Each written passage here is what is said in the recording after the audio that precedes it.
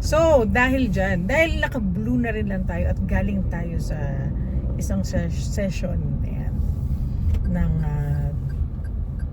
we had a seminar about mental health. Yun. So, ito ay tungkol pa rin sa mental health. Ito ay episode 2 ng mental health, which we will call we will call paano mo aalagaan ang sarili mo. Ayan. Paano mo aalagaan ang iyong mental health. Ayan. Paano nga ba?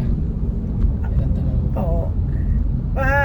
One would think like parang shucks, medyo medyo malalim na topic yan. Pero let's backtrack a bit, no? So, kapag hindi mo inaalagaan yung mental health mo, ano yung nangyayari? Di ba? Ano yung nangyayari? Siyempre, napapabayaan mo yung sarili mo. Napapabayaan mo yung mga kailangan mong gawin. Di ba? Yes. Hindi mo nagagampanan yung mga... Napaparalyze ka. Oo, napaparalyze ka. Na-take over na sa'yo yung mental health mo. Yung Naghahang ka, anxiety ika nga mo, nila. oo. Oo. Natutulala ka. Dumarating din tayo dun sa parang nag-breakdown ka, sumisigaw, naiiyak, natatakot, and so on. So, paano mo aalagaan? Paano mo prevent yung ganon? Parang papalapit ka na sa ganon, okay? So, ibabato ko muna yung sa'yo. Paano mo ginagawa yun? Ano ba? Sa akin lang eh. Alam mo yung pagiging self-care. Yan. So, diyan tayo magsimula. Oo, self-care. So basically, paano ko ba ginagawa yung self-care? I do walk, paglalakad, pag-exercise, indoor exercise para mag-shift yung mental state mo basically, 'di ba? Para hindi ka laging parang irritable, 'di ba? Or parang laging may Ako ba ang sinasabihan mo? Hindi naman. So basically, yun yung parang self-care. sinasabihan mo Tapos I would say self-care na parang din, 'di ba? Sabi nila, pag maligo ko talaga ng talaga, 'di ba? Intense, diba? Kasi parang namnamin mo ang 'di ba? Ang paliligo, yung mga ganun ba? Simple, no? Simple diba? pero malaking tulong 'yan sa mental health. Para maganda ang maging maganda ang well-being.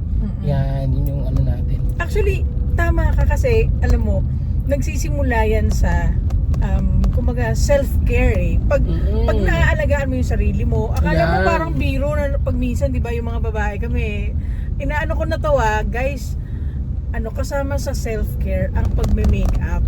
And a lot of times nakakalimutan ko na mag-makeup, lalo na pag busy na ako sa lahat ng mga ginagawa sa bahay.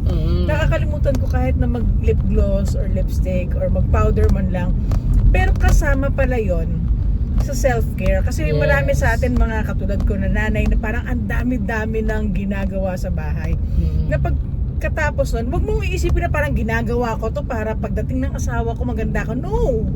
That's for you. Para pagtingin mo sa salamin, uy, fairness yung skin ko pa rin hindi siya nagdadry Yung, alam mo yun? Yes. Kasi the more you appreciate yourself, the more you give to yourself. The more you can give back to your family. Sabi nga, a wise man once said, you cannot give what you do not have. Yan, So, hi dad. Kung yung empty cup, paano ka magbibigay, right? You need to fill your cup. So you do that by taking care of yourself. Yan. Kasi kasi siyempre there are stressful situations sa relationship mo sa bahay, sa pamilya mo. Na out of Kung your single control naman talaga, kung single ka or may boyfriend ka or girlfriend ka, yun. Or kung Bata ka. Bata ka, kids, youth, youth, di ba? Mga friends. Yan. School. Yan. Load. Di ba? Load, yan. Lalo ngayon, dami nilang ginagawa. Di ba? Oo, di ba? So, mga naghahabol. So, for me, tama yung ganun na pag minsan, you need to take a break. Mga mommies and daddies, you need to take a break. Alam natin na parang lagi natin iniisip yung mga bata. Lagi natin parang kino-consider sa budget. Yung kung hindi 80% na pupunta sa pambayad, sa mga bata, enrollment, pagkain. Actually, yun yung kasama, no? Kailangan mong kumurot ng konti eh. Aminin natin sa hindi, pag minsan wala tayong date. Oo, diba? Hindi namin Yun naisip nga. mag-date, di ba? Yun kasi ang dami talagang factors. Oo. Lalo na pagka family ka, na ano, may family, nire-raise ang family. It's ano din. Kumbaga, A I would challenge. say, hindi naman sa inaano ko yung mga singles or youth, pero there's this a big challenge kasi you deal with you kung may anak ka, youth yan, 'di ba? Or single yan ng mga may edad, yung mga adult mo ng anak, ganun yun eh. So yung Or parang kids, yes, diba? sinasakop talaga niya yung ano mo, yung basically ang laki nung sakop basically for having a family, 'di ba? Having a family, it takes a lot of responsibility, 'di ba? So ano, maganda talaga na prepared ka to handle and then handling it by ayun, thinking of yourself, 'di ba? Self-care and taking care of your well-being. Totoo I think yun. yun yung magandang magawa natin. Para sa, sabi nga nila, 'di ba, para hindi lang sa iyo at para sa mga taong nakapaligid sa iyo, 'di ba? Oo. Yun. Sabi nga nila- Magbe-benefit din sila dun. Sa seminar kanina sabi sa atin, 'di ba? Parang pag sumusungit ka na, hanapin mo kung bakit, 'di ba? Hanapin mo kung bakit. Bakit ako masungit ngayon? Bakit may init ang ulo ko, 'di ba? Oo, correct. So malamang you're not spending more time to take care of yourself. Yes. I think sa mga lalaki, ang spending time ninyo is games. Yeah, yan. Partner rin Diba? ng ano ko yan. Me time ko yan is games, di ba? Ako yan. I play games. I play an instrument. Playing Yan. an instrument. Be creative, di ba? Mm. Siguro sa Get akin a it hobby. works for me. Yan, get a hobby ka nga. Mm-mm. So, yun yung ano eh, kaysa yung mag-ano ka, mahirap. You dwell on things, on negative things. Di ba? Use your to do something better. Mm-mm. Di ba? Yun, Do yun something yung, worthwhile, hindi yung Yes. parang magdudwell ka dun sa lahat ng problema, which is makakadagdag din talaga sa stress, di ba? Mm-mm. Siguro one thing rin na ginagawa namin mag-asawa para sa isa't isa, no? Binibigyan namin ng time ang isa't isa to be with our friends or to be alone, di ba? Kasi pag minsan, di ba, the more you talk or the more you are together, the more friction you have, di ba? Hindi ko sinasabing kailangan mo talagang umalis, magtagaytay. There are things na pwede ninyong gawin na Oo. para, alam mo yun, magbigay ng Walk break. together. Oh, yan. Spend time together. Nagwo-walk kami. Walk with nature. Basically, sa nature ka, maglakad-lakad ka. Nag-worship Do din something kami na, together. Oo, I think yun yung kasi 'di ba, mental state mo na nag-ano rin yan. These are what you call this? These are caused by problems, right? Mm-mm. 'Di ba? Sa buhay mo na mga problema, 'di ba? Na nagsusulputan, 'di ba? Ano 'yan? We cannot escape that kasi part ng buhay yung may problema, 'di ba? Totoo. Wala namang buhay, tao na walang problema. So Oo. lahat ng tao nagkakaroon ng problema.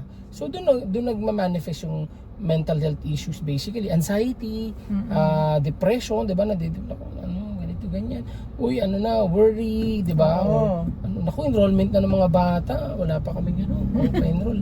Those are the things na parang na-encounter ng mga hindi lang married, pero ng mga tao din ng mga bata, basically youth or singles. Malaking sakop. Oh, kanina napag-usapan rin natin na alam naman natin yung mga dumarating sa buhay natin. Like, meron tayo, kunyari ito, papunta na tayo ng Pasko and alam naman natin na pag Pasko, merong mga kailangan puntahan, kailangan bigyan ng regalo, kailangan gastusan. So, paano natin ma-prevent na mainis tayo or mag-worry tayo or magkaroon tayo ng stressful na mga araw? Yun nga, you have to pad yourself. You have to prepare. Matulog ka na ngayon ng maaga. Yan, isa pa yan, tulog. To really, kasama yun eh. 'Di ba? Grooming. Minsan kasi nakakainit sleeping ng well. ulo. Oo, yun yung Kapag mga kulang ka ng tulog. Yes. Totoo yan. Isang malaking talaga yan, help yan. Sabi nga nila, 'di ba? We always spend time sa suot natin, sa pananamit natin pag lumalabas tayo. Pero, 'di ba, importante rin na mag-focus tayo sa mga bagay na makakatulong sa atin na makatulog ng mahimbing, right? Yes. Ano yung mga yan? Yan, maganda-gandang Sleepwear. Yan, sleepwear. Oo. Kung Unan, butas- pillow. Kung oo. butas ang gusto mong pantulog at nakakatulog ka ng mahimbing, then butas it is, Oo, okay? diba? Kung nakakatulong sa'yo na maligo ko muna bago ka matulog, then okay yun, di O kaya ba? may katabi kang diffuser, meaning yung mga, alam natin, yung mga oils, di ba? Kung nakaka-help sa yan, so be it. Ganun. Do something na kasi sleep is talaga priceless yan. Oo. So pag nagkaroon ka ng sleep, Nakaka-heal kasi. Habang heal ng cells, natutulog ka, oo. nakakapag what do you call this, yung pag-iisip mo gumaganda, di ba? Nagkakaroon ka ng focus And kapag fresh nakatulog ka. Fresh ideas. yun. Oo. Fresh na fresh ka. So yun, isa sa mga yan. Sabi nga nila kanina tapos rin taking a nap. Tapos Yan. eat well. Hindi lang dahil sa nag-stress eating ka, iba yun. It's more of eat well. Choose what you eat. Yan, eat well meaning healthy diet, healthy food, 'di ba? Healthy diet, healthy 'di ba? Hindi lang puro matamis. Yan, hindi lang puro salty. So lahat ng bagay na alam naman natin 'yan, 'di ba? Tinuro yan noon sa school, 'di ba? Siyempre hindi na lang nasusunod because masyadong busy ang mundo, busy tayo sa pagtatrabaho. Maraming etc. ino-offer tong mundong to eh. Oo. So, yun yung I think elementary pa lang tinuturuan na tayo sleep 8 hours, pero ngayon 'di ba 7 to 9 yun ang kailangan natin. Tapos yun nga, foods that will keep us talaga in tip top shape, ika nga, 'di ba?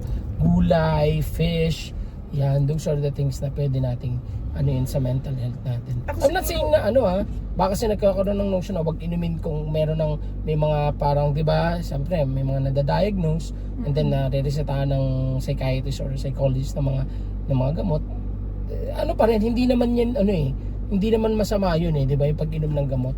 It's there for us to cure us in a way, 'di ba? Oo. Pero siyempre, in our own simulan na natin ngayon pa lang to manage ourselves, 'di ba? Kung wala ka pa doon. Yun, kung wala ka pa doon. Hindi kasi if you're diagnosed, you need to take meds regularly. Parang tayo, maintenance, di ba? Yes, mataas ang BP maintenance. mo, Oo. di ba? Mataas ang uric mo, di ba? May maintenance ka. Ganon, So, ganon. if you are diagnosed, kailangan mo rin ng maintenance. Yes. Kailangan mo sundin yung what the doctors. Oo. Kasi it will help you, yes. di ba? Ngayon, sa atin, sa pagiging parents, ang talaga, rule, di ba, usually parang masyado tayong selfless, uunahin natin yung mga anak natin. Pero di ba sa eroplano, ikaw muna dapat yung matuto mag-breathe, di ba? Or maglagay ng di ba? Oh, di ba sabi, secure first yourself bago mo Yes. secure yung anak mo or ganun. Ganda Ganun din. Ganun yung Sa buhay. Oo, tama Ganun din sa yun. buhay. Sabi nga nila, di ba, parang ang hirap na,